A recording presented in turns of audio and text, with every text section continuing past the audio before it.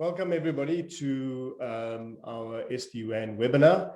I'd really like to thank everyone for joining us. And today the webinar will be held, will be driven by Ronald. Ronald has over 25 years of networking experience and is really focused on SD-WAN adoption in South Africa. And then later on, we'll have a panel discussion, and we'll include Ronald from iTried, who has actually implemented SD-WAN in South Africa and understands it from a practical point of view. And in our panel as well is Justin from Comsol, who's also involved in providing links. Thank you, Ronald. Over to you. Thanks, Kitesh.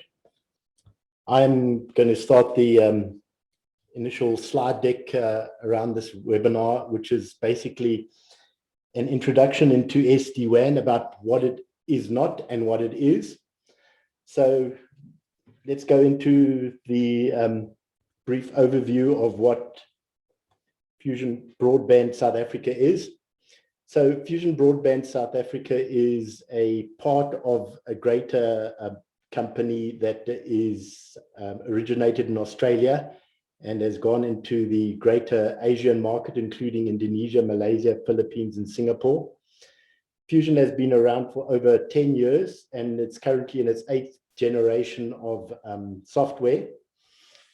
The number of managed service providers include at least 200, with at least 2,000 multi-site PWANs. There's also multiple voice customers, with a customer with over 3,500 sites. And the thing that we're extremely proud of is that in 2020, Fusion Broadband was the IBM Beacon Award winner for Outstanding Infrastructure Services Provider. Okay, basically what SD-WAN is not. So firstly, SD-WAN is not the renaming of firewall VPNs to become SD-WAN. SD-WAN is not about road warrior access. It's mostly about site connectivity, traditionally what a normal wide area network would be. It is not really about remote workers and singular instances. SD-WAN is not about making your Wi-Fi easier to use. It is not, Wi-Fi typically is not involved in the overall equation of SD-WAN except as an additional service. SD-WAN is not the automation of legacy networks. Legacy networks don't automatically become SD-WAN just because they're automated. SD-WAN is a different way of doing wide area networks from upfront. It isn't just taking what you had before and using that. For an example, the legacy ways of doing VPNs is based on IPsec technology, which was around when we were using Novell network servers and IBM token rings from before the turn of the century. So we've moved on for that. So it's a totally new way of looking at things and doing things. It's not a legacy. SD-WAN is not necessarily just a mesh network. Just because you've got a mesh network doesn't mean it's SD-WAN. It's a lot more than that. And SD-WAN is definitely not reactionary security. SD-WAN is a lot more focused on being proactive and not reactionary. So you aren't going to react to an event and then put a mitigation against it. You're going to try and prevent that event from happening from a security point of view. What is SD-WAN? Well, firstly, SD-WAN is about making your internet bulletproof. It is about catering for all types of connections across multiple ISPs and network operators. So in this instance, it would be fiber, fixed wireless, and sometimes even, although it isn't so much the case anymore, technologies like ADSL. LTE might be an option, but it's typically always a last resort, because for a business, you don't want your site to be running exclusively on LTE. You would like something that's more reliable. SD-WAN is definitely about the automation of the last mile provisioning. And what we mean by that is that it is effectively a more automated provisioning. You aren't going to wait days, weeks, or months for a last mile to be provisioned. It's going to be there in a couple of minutes. And the way we do upon that is relying on broadband networks that are available instantaneously, effectively, and as fast as the people can provision it. It isn't like you need a project plan with MPLS to get your links in place across multiple locations. With SD-WAN, secure communications is the default behavior. So SD-WANs are by default secure. Previously, before we got to the stage of implementing SD-WANs, wide area networks weren't inherently secure, and the mechanisms of securing them were an afterthought or bolt-on. Secure communications with SD-WAN is the default behavior. SD-WAN is also about making quality of service with crystal clear voice something that's workable. So you do not have quality of service that is not ingrained as part of SD-WAN. SD-WAN delivers quality of service in a bi-directional manner across broadband links. SD-WAN is all about enabling cloud services, and those cloud services can not only be your office cloud services, of which we've got typical examples of storage solutions or office solutions, or even ERP solutions or CRM. It's also those security services. You can now rely on security services that are cloud-based that protect your organization. The next thing about it is that SD-WAN provides all related auxiliary services that connect you to the internet and make that rock solid. This includes something like named services. Your named services need to be rock solid. You do not necessarily have to have a branch network to use SD-WAN. You can be a single site to use SD-WAN, but many people with branch networks use SD-WAN to implement a branch network. So let's go into if there is a magic source available from Silicon Valley that actually solves all of the SD-WAN problems. And like most things, just because a vendor has got something that's marketed and that is proprietary doesn't necessarily mean it meets the business objectives of what we are looking for. And also, significant innovation has been with products that have been driven by open source efforts, and something like the Linux kernel is a very good example. So the measure of how a solution is delivered is how those services get implemented and utilized. It's not about a box drop anymore. And typically, SD-WAN will never be a good solution if it is packaged as a box drop by a vendor. SD-WAN is one of those services like any other cloud services where it's the overall holistic solution that is important, not just the product and the box. The other thing that we need to remember is that in the latest security problems that we've had, every firewall and vendor out there has had its security compromised either by ransomware intrusion or hacks. So the latest examples have been the Exchange problems and the problems with SolarGate, and even the problems with the VPNs being compromised from all the major vendors across the spectrum. So if a firewall is not SD-WAN, what is it? So at its basic level, a firewall just does NAT and port forwarding, which is an extremely important ability required for you to operate with a private network and your connection to the internet. Most broadband routers nowadays actually do have a firewall. It's not something that is enterprise specifically, and functionally they're the same. The next generation ones added the ability to do signature-based scanning, but typically that's not really that much of an enhancement because mostly people have gone to encrypted traffic, which has negated to a large extent the ability of next generation firewalls to be a box solution. Firewalls have also been vulnerable, especially on the VPNs. During the past year and a half, every VPN from every major firewall has been compromised with some viability. And at this moment in time, the top exploit, as mentioned by the FBI, are those VPNs being exploited in the wild, mostly because the firewalls haven't been updated with code and users haven't actually addressed the problem. So the actual, at this moment in time, that although a fix has been published, it still remains the biggest problem that has been recorded by the authorities. Firewalls are also not the only thing that protects you as far as security is concerned. It is a very necessary cog, but it is not the only cog that a person has. So what are these many cogs that you have in a network?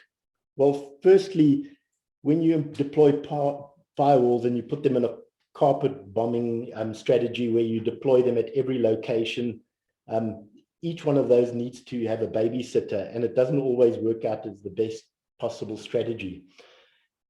In the pandemic, one thing we learned is that if a country wants to secure itself, it has to limit its access on its borders, maybe to a single airport entry point or a minimum entry points. If it has got multiple sea or land entry points as well, the probability of people coming into the country during that pandemic and spreading it further is a lot higher.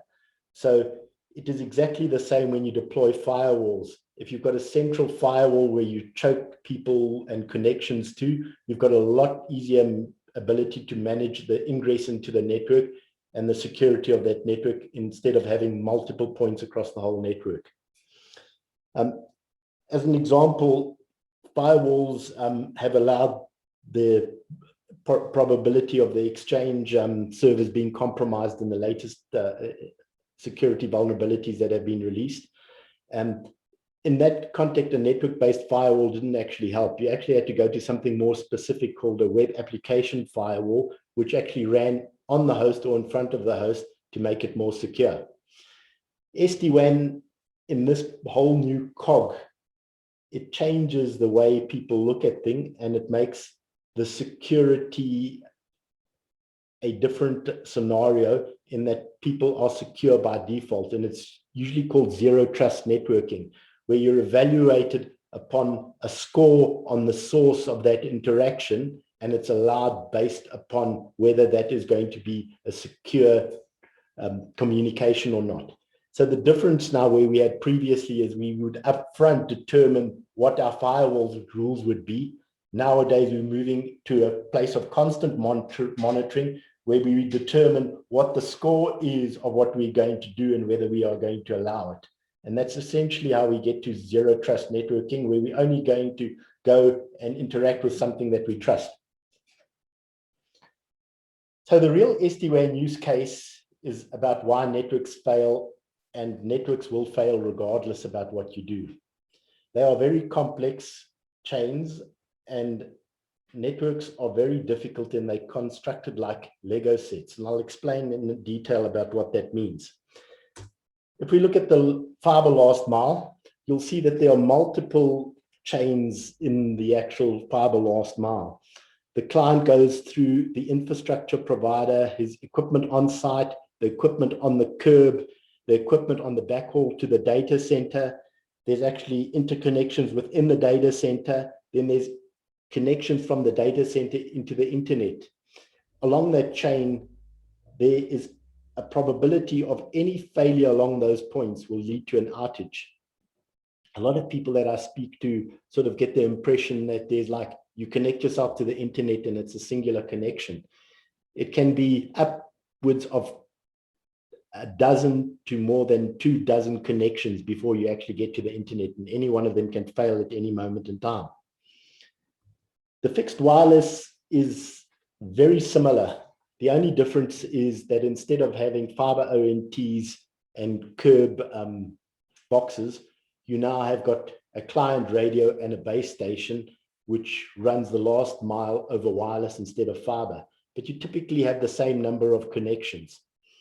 So how do we actually solve this problem of when you have a failure? Because you're going to have a failure, and you have a failure in a very complex system that's going to happen most likely whenever you utilize the internet. It's not going to be up 100% of the time. You actually need to get two. So we know with jet engines, you'll never climb into an aeroplane that doesn't have two jet engines. We all know that an aeroplane can fly on one jet engine. So if we have a similar situation with SD-WAN, which we have with jet planes of two jet engines, we'll meet the business requirements of having performance, reliability, security, and the management which comes with it. How do we do this two engines on a jet plane in SD-WAN? Well, first of all, we have a SD-WAN CPE, that knows that it's got two paths. In this example here, there's a fiber last mile chain and a fixed wireless last mile chain, and that CPE can utilize any one of those. In this example, I've got path A and path B. So when there's a failure on the fiber, it will automatically use the fixed wireless path, and in that manner, we can ensure better uptime.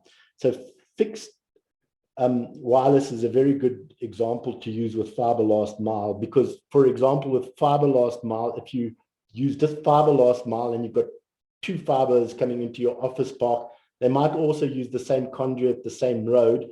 And if a trench digger comes in and pulls out the fiber, it might take out both. With fixed wireless, you can at least mitigate that problem of a fiber being cut within the last mile, because typically the fixed wireless last mile typically goes about 4 kilometers away to the nearest base station. SD-WAN has got many attributes. I'm not going to talk about all of them. It's got more than 20 attributes. Are all of them required? No, not necessary. It all depends upon your business requirement, and your business requirement might only require one or two of those attributes. So when you're looking at SD-WAN, you need to say, what are you trying to solve? Are you trying to make it more reliable? Are you trying to make your internet perform faster to the cloud? You've got to know what you want to do. You do not require all of them. You implement those that actually meet the business requirements.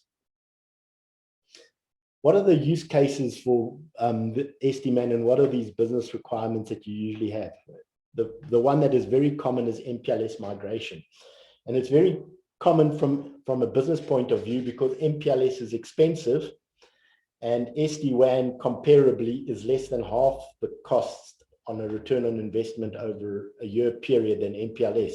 So it's very easy to actually justify SD-WAN from a cost perspective by an MPLS migration. The next thing about it is that if you've got something that is on-prem, for example, if you are providing services on-prem, like on-prem servers or on-prem VPNs, and you want a bulletproof access to it that never goes down, you can do that with SD-WAN. From an ISP, you can actually implement managed last miles for customers. So one of the benefits of SD-WAN is that you get total visibility on what's happening across multiple paths, immaterial of what is happening in the underlying medium. And that allows a person to, when a problem occurs, to resolve it faster, because you know precisely what's happening, because you know that a fiber link has gone down, because you can see the fiber link has gone down from the telemetry that comes over the fixed wireless connection, as an example. You can utilize SD-WAN for rock solid internet access and threat mitigation, where you are actually proactively mitigating security threats. The next very good example, especially in this area of pandemic, where people have made office spaces smaller and relying on other works of medium like work from home, or another example is co-location, which is the hybrid model where people share office space in a co-location environment. SD-WAN is perfect to actually implement in those co-location environments. Cloud acceleration is another example. So instead of having on-prem file servers, you might use Dropbox or OneDrive, and you might, especially in a office environment, you want quicker access to those and not degraded access, which you might do because it's further away, as in on-prem. SD-WAN also solves a lot of problem sites where there are connectivity issues, and it typically solves problems where previous technologies wouldn't just solve it by itself, but SD-WAN is able to run where others can't. Finally, if you're setting up a branch network with a private WAN, this is any type of branch network you can now run across the internet in a secure manner. That is now completing my slide deck about the explanation of SD-WAN. We are now going to go into a brief discussion with Ronald from iTribe and Justin from Comsol, and also Jen from Australia. Then we're going to take questions from the audience. If you can now also, if you've got any questions, just type them in the chat window and we'll look at them and we'll get to answer them. Well, thank you very much, Ronald, for that presentation and taking everyone through SD-WAN. Every time I listen to the presentation, I learn something more. So we're going to have a brief discussion, and I will start with Ronald. And Ronald, you have practically implemented SD-WAN at customer sites. To start off, give us sort of a short summary of a use case where you've seen the benefits of SD-WAN deliver at one of your potential customers there. Hi, Kitesh and Ronald. Thank you very much for having us. We're glad to join this webinar. So a brief explanation was already said by Ronald now, where we implemented it at a co-location or a co-working space, which is a typical environment where you have a lot of traffic that you can't really manage. It's a site where you have a lot of different companies with a lot of different needs, and all you need is to have an active internet all the time. So this environment actually, or the SD-WAN helped us with getting that type of resilience and reliability that we required. Another prime example that we're using it at is at one of our schools, or two of our schools now, where the school need the type of security, and threat management and intelligence, because you never know what the students will browse on their phones or what they will look up, on the devices that you have in front of you. Because all of these type of scenarios are different, schools need to have access to certain websites all the time, and it can never go down. So it's a typical example where we would implement this and they would have the reliability and resilience for this type of thing. Ronald, just a follow-up question on that. One of the things that's always on our mind is things that user issues that SD-WAN has helped you to solve beyond the connectivity, where, for example, a lot of time would have spent on support and other sort of tracing, where SD-WAN can perhaps reduce the need for troubleshooting and everything else. Have you got examples of anything like that that's come up that has surprised you from what your users do on sites where SD-WAN has helped you? Definitely. I think, a typical example would be, you wouldn't have access to a specific site. So a site keeps on failing, people can't get to a certain website. Where the SD-WAN helps us a lot is to track and trace that type of scenario. Is it on the client side that the issue is? Is it on the actual server side, on the other end of the telephone, so-called telephone these days? So it's a typical environment where you don't have to go sit with the client anymore. You can literally log in from anywhere in the world, and track and trace and make sure that you can try and find out where this issue is. Fantastic. Bernard, just one question. I mean, you've developed or you've implemented SD-WAN in a number of customers now. Do you see the scalability in terms of how many sites you can manage? Has it helped you there? Definitely. I think the dashboard that you would get can help you a lot. Because of the implementation into all these sites, it does get a little bit difficult to track all of these issues. With the red, amber, and green scenario on your dashboard, you can immediately see if there's a problem. You can immediately see, if it's a fiber, is it a wireless? By hovering over the amber or the red or the green, it helps you to immediately trace what the issue is, escalate it with your ISP, and within maybe what your SLA is, but within a few hours, you would be able to get to that specific resolution on that link. Perfect. Then I'd like to bring in Justin now from Console.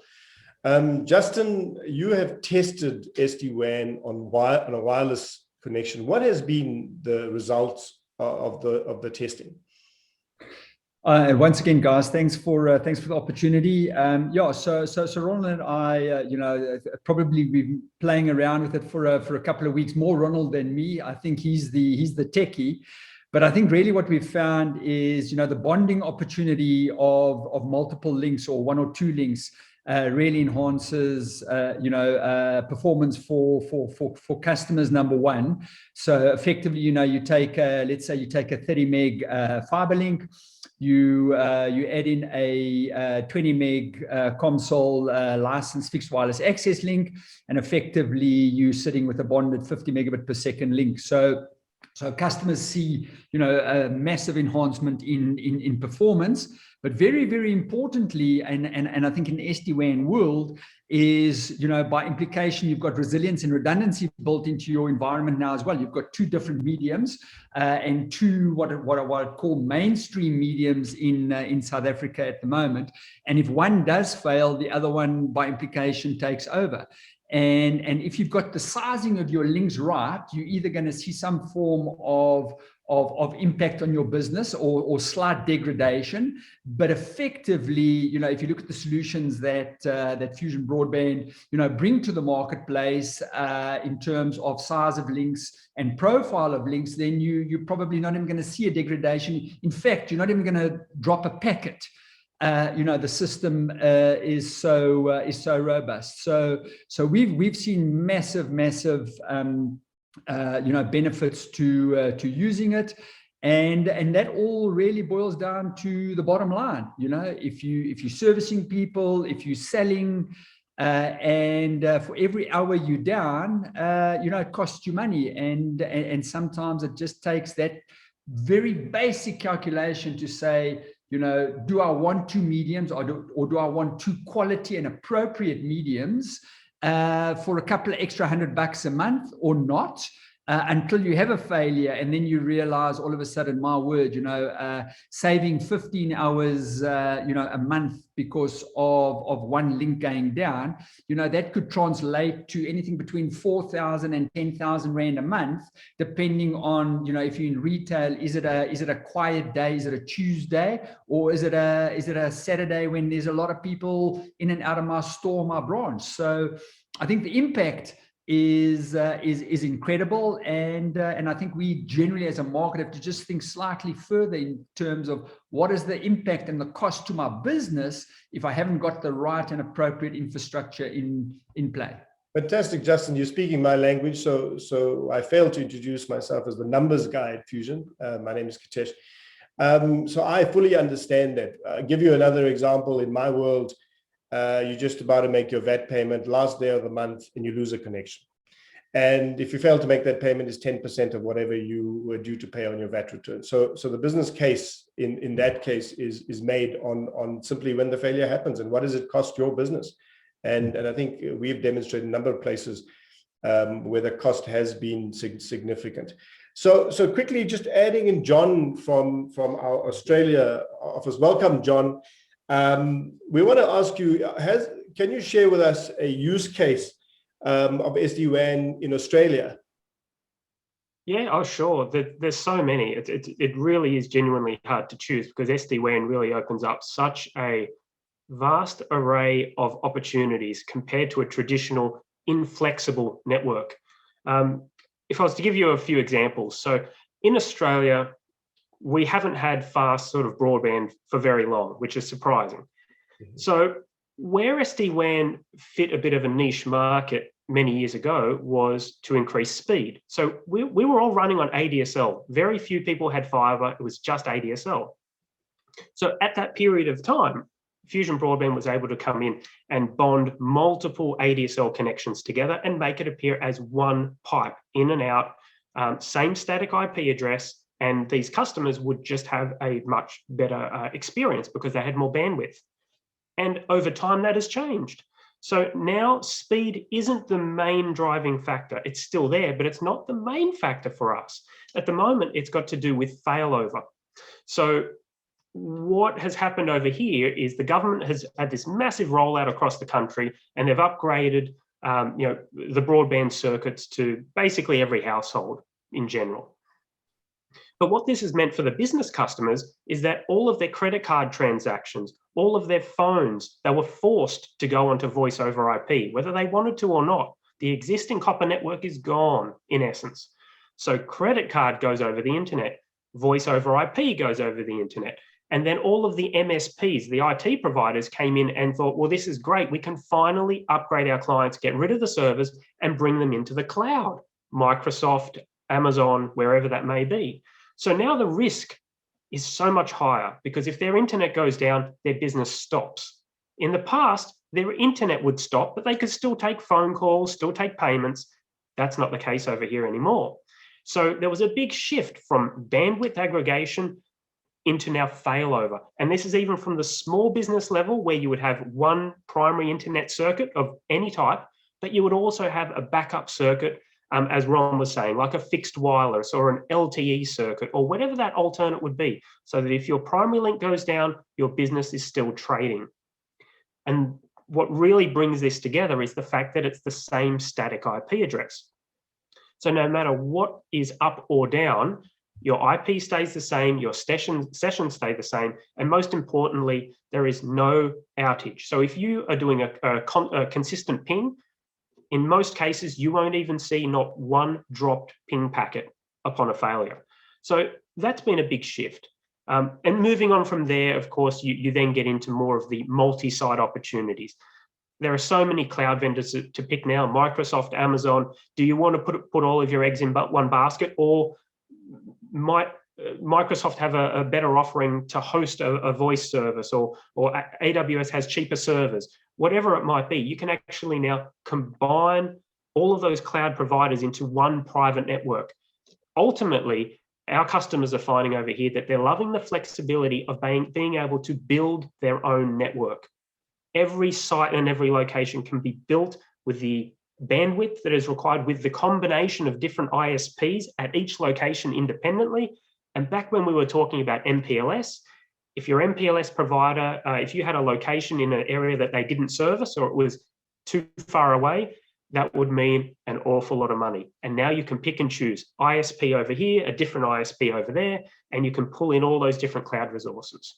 Thanks, John. You've given us quite a big summary, and it's almost given us a window into the way South Africa is potentially moving. I mean, we're moving in that direction. We're a little bit behind, but cloud services are definitely taking off, and we see similar trends in the SA market, which we can take advantage of. So just in final question, I'm going to ask Justin. Justin, in terms, you see the growth opportunity here in terms of the SME market, as well as most South African businesses up to now have had a strategy that involved the physical space, and with COVID and all the changes, people are moving online, but most of them still have just one link.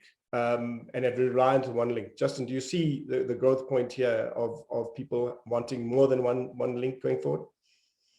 Yeah, I think definitely. I think you know the benefits that the Fusion Broadband solution brings to the marketplace absolutely speaks to that. And as I said earlier on, for a couple of $100 a month, having the right infrastructure and the robust infrastructure around building your own brand and your customers' experience is incredible. And I think it's an understanding of the different connectivity types. And even though I beat the fixed wireless access and licensed wireless services that Comsol provide in the marketplace, there is still place for all the other connectivity solutions.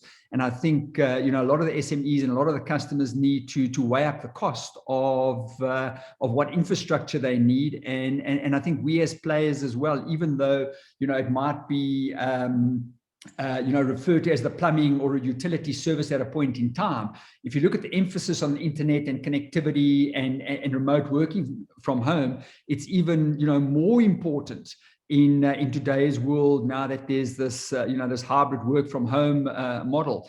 And we unequivocally see a great opportunity for growth in the marketplace, and not only growth for like replacement services, but a much better quality service linked to a fiber service to provide customers the services, the reliability and peace of mind that they need in the marketplace.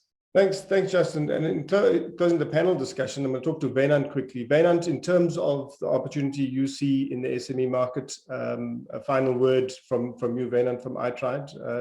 Obviously, you're a managed service provider, so you're seeing it from the customer side, solving problem side. the opportunities going forward? Yeah, so there is definitely opportunities, and I think, as Justin say, you know, you can implement a console link, you know, quickly on a site, you know, and get the same reliability and features, you know, over the wireless managed wireless link, you know, and while you're still waiting for your fiber to be installed. Is a typical example of what we are doing. You know, we have a short turnaround time, you know, installing networks, and it sometimes takes months to install a fiber link. You know, you can easily quickly set up a SD-WAN with a console link and get the robustness and reliability of the SD-WAN and the features while you are waiting for your typical fiber link. But you know, coupling these two together is definitely a thing where people are, you know, they need the robustness, they need the reliability of fiber and wireless. Thank you, guys. Thanks, Ronald, for that last words, and thank you for sharing your valuable knowledge with regards to the opportunities, SD-WAN, problems that it solves, and all of that. So, Ronald, we're going to take some questions that have come from the participants, and any particular question you're going to start off with. So yes, so some of the questions are very technical, some of them are less technical. So I'll start off with I'll mix the questions up and go from a technical to a non-technical question. So firstly, we've got a question about what is our opinion regarding meshing within an SD-WAN environment. So the architecture that you can use in SD-WAN consists of two types. One is a mesh and one's a hub and spoke. So what that means is in a mesh environment, everybody speaks to everybody. In a hub and spoke, a person that's at a site can only speak to a hub. So there are benefits of hub and spoke, and there would be benefits of a mesh. So a mesh is typically how the internet is constructed, where you've got multiple cities talking to each other. In that environment, you aren't always optimizing the last mile path. So here in SD-WAN, we're talking about the last mile and optimizing the last mile path and making certain that we can fail over on it. So the way we approach it as Fusion Broadband is we use a hub and spoke mechanism to the nearest data center. And from that data center, we allow multiple paths coming back to the edge, which allows you to fail over. And also it allows you to fail over extremely quickly, because that's what we want. We want reliability. In a mesh environment, you do not know what the status is of both sides of the link. So in a mesh environment, you typically take upwards of 30 seconds to fail over between links. Now in 30 seconds, you'll lose your connection, you'll lose your transaction, you might have to start again. And if your transaction has been corrupted, it might take you quite a while to actually recover and get back to where you were. So in the last mile, it's a lot better to use a hub and spoke. However, when you have a large branch network, and let's take an example, you've got branches in Cape Town, Durban, and Johannesburg, and you want them to speak to each other. It doesn't make sense to have a single hub for the whole country. It makes sense to have a hub in Durban, a hub in Cape Town, and a hub in Johannesburg. Now you've got 3 hubs. The best mechanisms to let those hubs speak to each other is with a mesh network. So when you're building the hubs and getting the hubs to speak to each other, you mesh them. What that means is Durban can speak to Cape Town and Johannesburg. Johannesburg can speak to Cape Town and Durban. And so they all mesh to each other. And as you add more and more sites, for example, if you add London, you'd probably add London in a mesh on the hubs. But you wouldn't have a hub and spoke mechanism for all countries and all connections. The next question we have is around the different use of multiple links with different form factors, and how does a SD-WAN cater for something that is asymmetrical in a broadband environment. So for example, broadband, most links that you buy for fiber to the home or fiber to the business is asymmetrical. You'll have 100 megabits per second down and 50 megabits per second up. So what you would do typically often in a normal environment, even if you had a router and two routers, you'd only be able to use one connection path.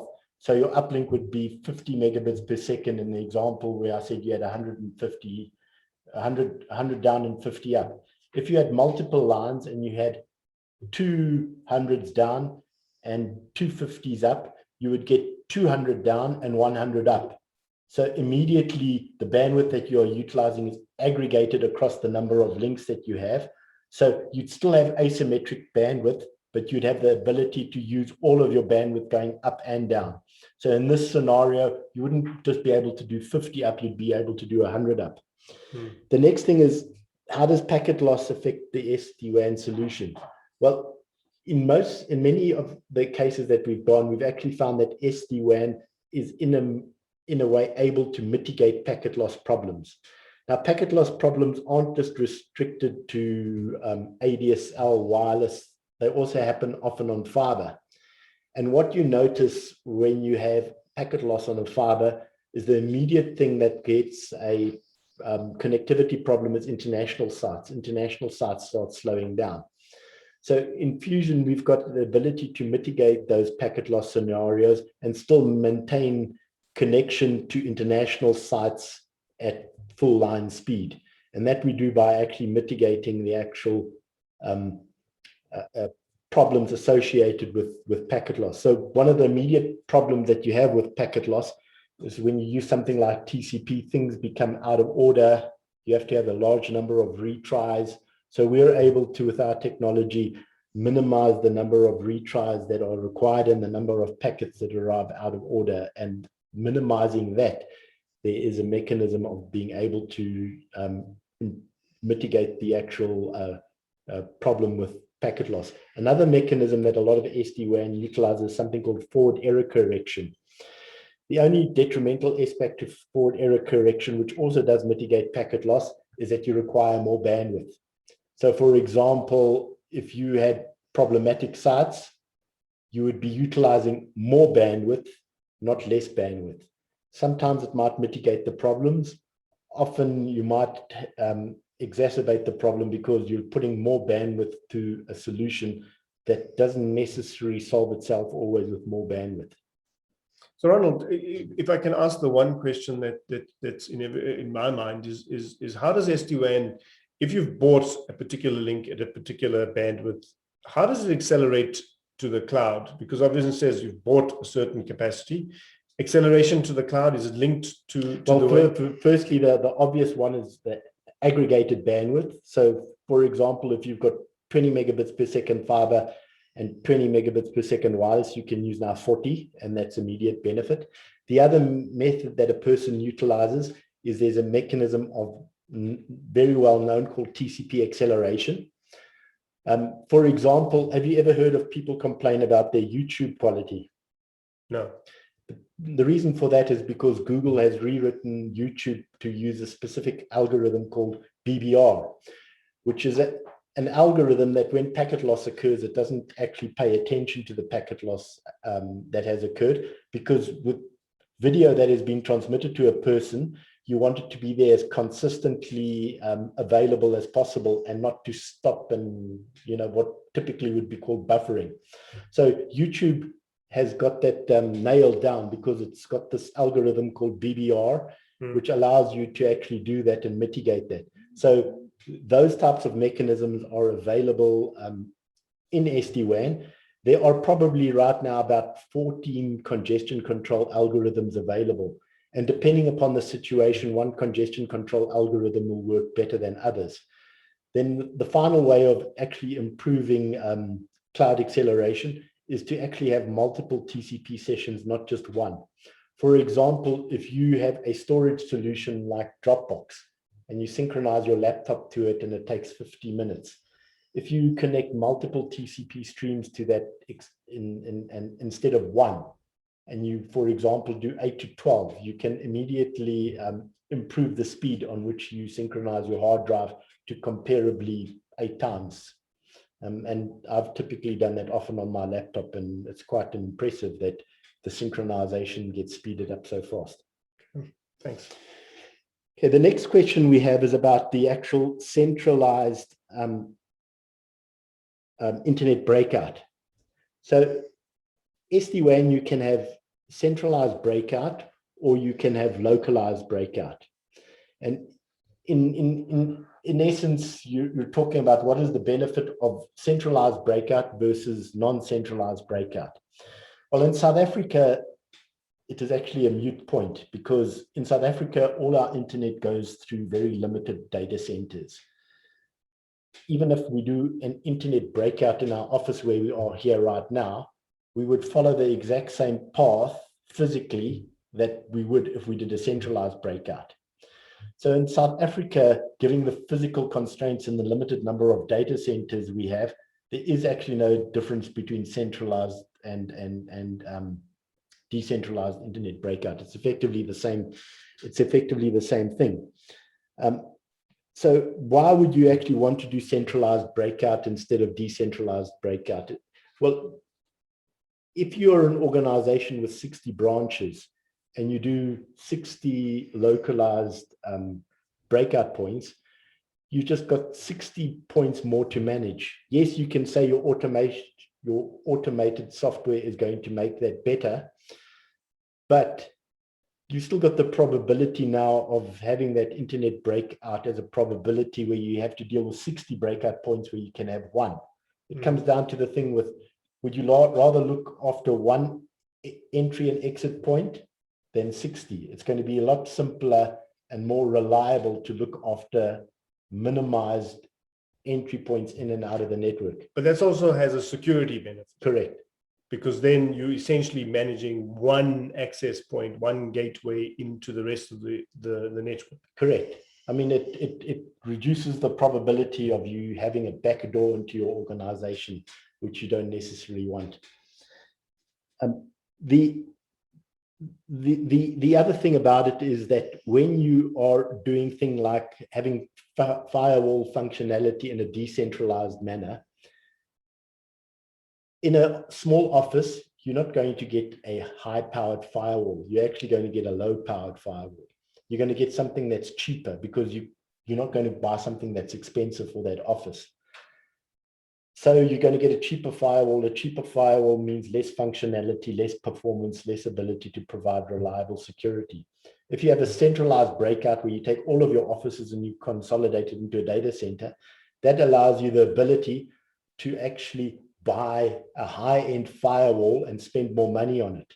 Spending more money on a high-end firewall will ensure that the hardware is better, it can take performance better, it can take security breaches better, it can take denial of service attacks better and mitigate them in a better fashion, it can execute the rule-based better. So you get all of the benefits of you getting a better device and being able to afford a better device by aggregating all of your costs and putting them into a singular cost instead of spreading them out all over the place and reducing the quality of what you get at a single site because you have to cover multiple sites with a cheaper bit of hardware.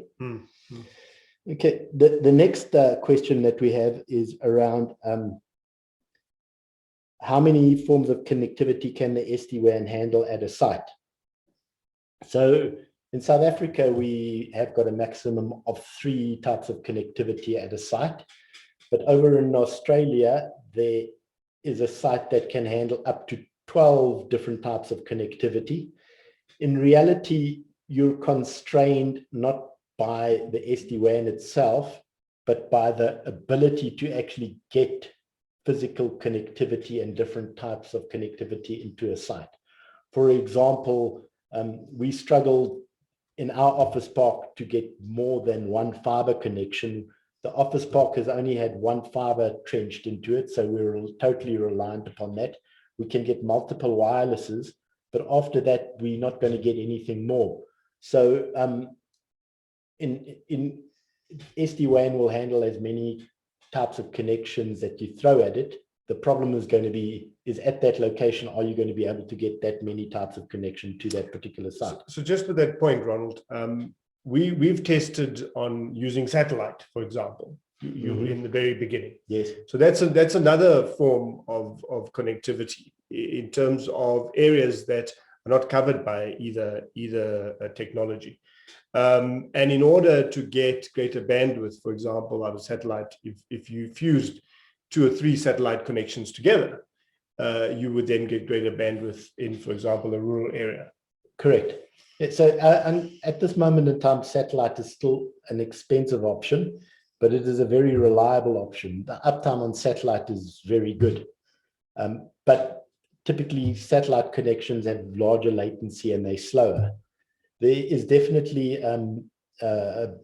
more of those connections that are going to come in once Starlink becomes widely available and they've sorted out their deployment issues and it becomes available, because there it's going to be reasonably good bandwidth of at least 20 megabits per second with better latency. So you would be able to actually utilize that in a remote location when there is nothing else available, or as a means of backing something that you've already got. Yeah, so the SD-WAN is ready for that development. Correct. So next question here is, how important is it to consider the underlying design when building an SD-WAN solution?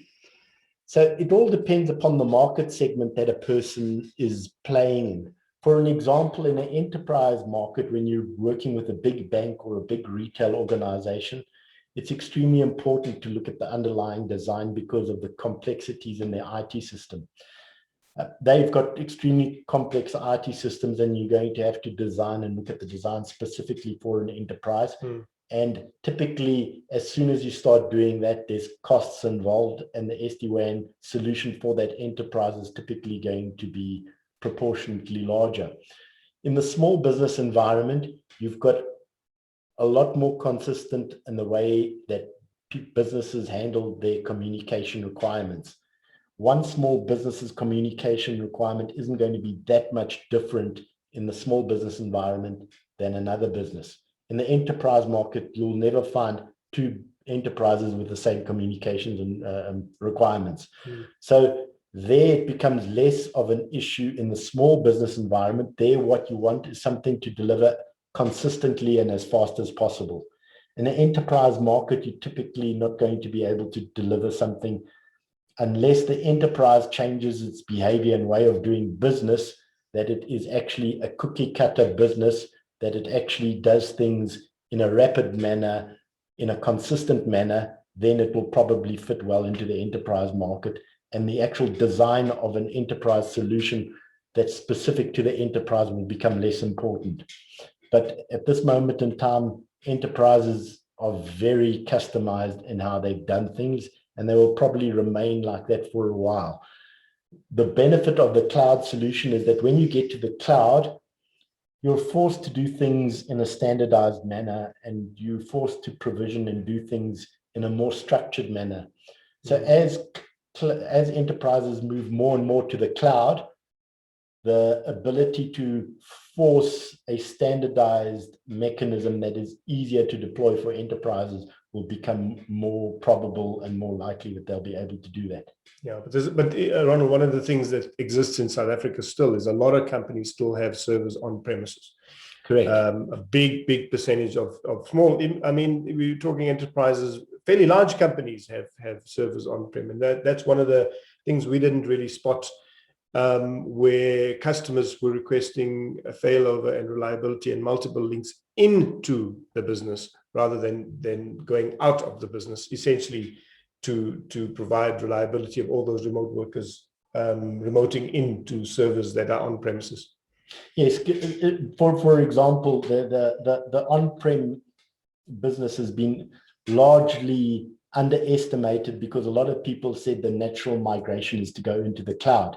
But the cloud doesn't necessarily always fit everybody's pocket, because if they've spent something on-prem, going to cloud is an additional expense no matter how you look at it. The other aspect of a cloud migration is that there are typically project costs associated to it. and the costs of cloud are on demand.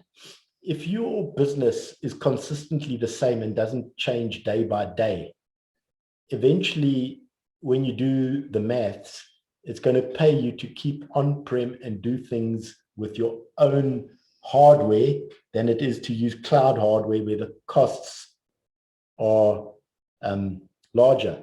However, if your business is such that it fluctuates greatly from day to day, from month to month, from season to season, there's no way that you can keep on that type of scale with on-prem solutions where suddenly you need to go and buy 100 new servers. You can never do that. Then there you're forced to go to cloud. Okay. So there is the thing, and a lot of businesses have on-prem servers and they actually don't need to move yet. Okay. The next question we have is, in your opinion, why does SD-WAN make applications perform better, faster, excluding acceleration if built into the solution? So the mechanisms that SD-WAN utilizes is when you have a system that is able to do failure within a couple of milliseconds as opposed to 30 seconds, it makes it more reliable because you don't have to restart your transaction. The other question is when you have acceleration built into it, and that's one of the benefits of SD-WAN, is you can often purchase solutions that do accelerate your traffic type as an additional service that can be integrated into SD-WAN. But that is very specific to the type of application you're using and the business requirements for it. So it's not a generic thing that all applications can be accelerated, but definitely there are those that can be accelerated, and there are those that can be accelerated with third-party solution add-ons that can be integrated into SD-WAN.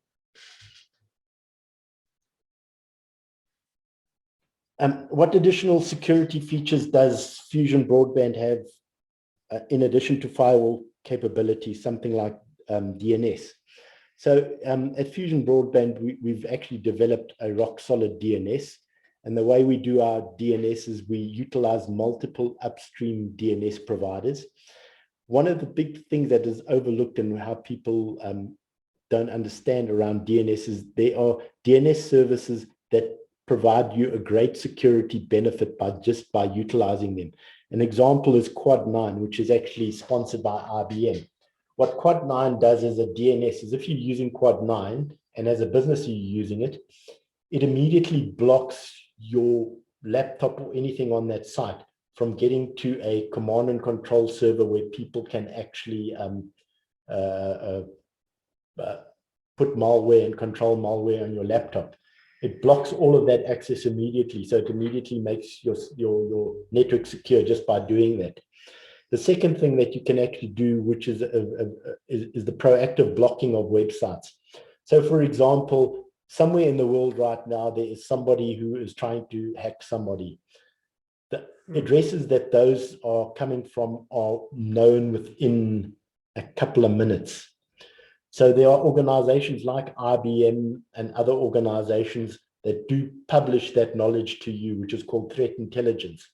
You can take that threat intelligence and apply it immediately to your site and say, we know that there is, for example, a server hosted in a cloud location in Los Angeles, America, that is a command and control center for malware. Just block access to it.